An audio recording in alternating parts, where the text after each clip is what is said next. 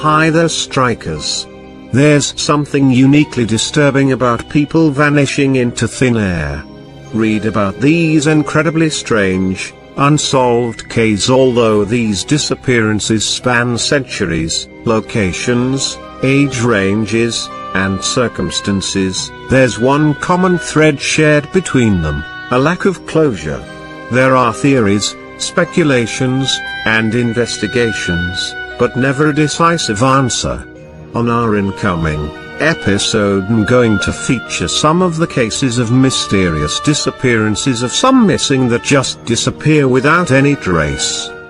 They're strikers. On today's episode, we are going to feature vanished people who had weird reappearances years later. On occasion, people seem to just vanish. There is no warning, no discernible reason to it all. They just simply step off the face of the earth, leaving bafflement and often sadness swirling in the void they have left behind. Yet, for as many unexplained vanishings, there are out there that have never been solved. Sometimes one comes along that gets resolved when the missing person shows up again, although these reappearances can often be just as strange and surreal as the disappearance itself. Here, we will take a voyage into some cases of people who seemingly ceased to exist, only to turn up years or even decades later with a rather strange story to tell, and often posing just as many questions as answers with their enigmatic arrival from the fringes of mystery. A squabble back in 1970 saw Grace Kivistou's mother leave her Illinois family, never to see them again, but 15 years after a body found in an Illinois brickyard was thought to be hers. Renewed police work and the internet tracked a very much alive 84-year-old Lula Cora Hood 1,100 miles away in Jacksonville. Kivistou got the news June 30th from a Knox County Sheriff's Office sergeant who personally came to her North Henderson Hill home. "I started crying," Kivistou said. "As a kid, all you see is that your mother left. Then you realize it was because she couldn't take care of us.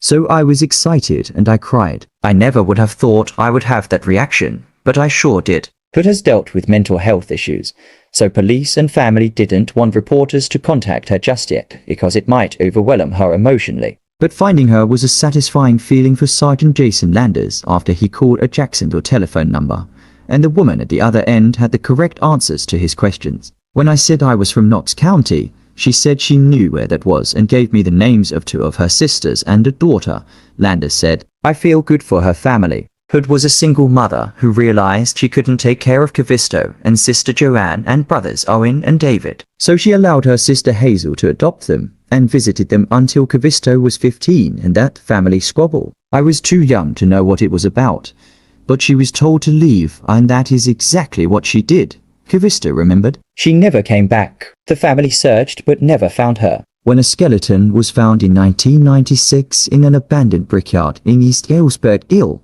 police and the family thought it might be her. The reason it all made sense was that she was 4'10" and the bones laid out were the same height, Kivistou said. The brickyard also was across from where Hood's parents live. A memorial service was held, but police kept the remains until full confirmation could be made when DNA testing improved. In 2008, 2 family members gave DNA samples for a comparison. Test results released in June showed the remains weren't Hood, and a cold case turned hot. "We didn't have any choice," Landers said. "We had to reopen it."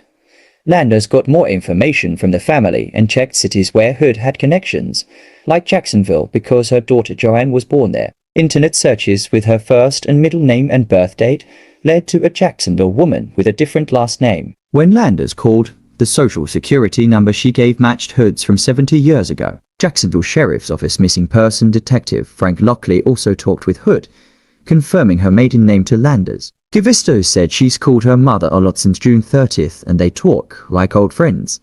But Hood remembers her sisters and where she was born, but not other things. "When I ask her if she remembers me, she says no," Kivistou said. "But I remembered she loved to cross-stitch and always had a needle in her hand.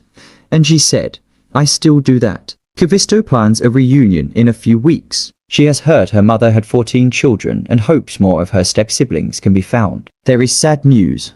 Sons David and Owen are dead. But the family wants her back in Illinois if she wants to. She doesn't have that many years left, so if we can make up for lost time, why not? She said, for the Knox County Sergeant. There's still a mystery left. "It's only half the case solved," Landers said. "We still have to know who the bones belong to." In 1970, A single mother named Lula Cora Hood left her home in Galesburg, Illinois after a family argument and never returned, simply vanishing without a trace and leaving behind her 15-year-old daughter. There were no leads, no tips, no sign of what had happened to her. She was just gone. The mystery of Hood's strange disappearance haunted the family and baffled police for decades, until in 1996 human remains were discovered buried in a brickyard that were determined to be those of the missing woman. It seemed as if the mysterious vanishing had at last been solved, and the remains, little more than some bones, were given a proper burial as Lula Hood. For 13 years that grave would be considered to be Lula's, and the mystery would be case closed.